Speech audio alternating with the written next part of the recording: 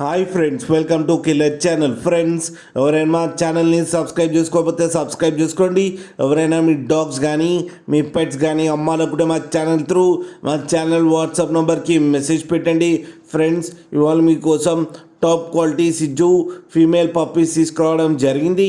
ఇది హైదరాబాద్లో అవైలబిలిటీలో ఉంది. అండ్ దీని ఓనర్ ఏం చెప్పారంటే, వీలైతే ట్రాన్స్పోర్టేషన్ ఫెసిలిటీ అయితే ఒక 10 కిలోమీటర్స్ దాకా అయితే ప్రొవైడ్ చేయగలమని చెప్పడం జరిగింది.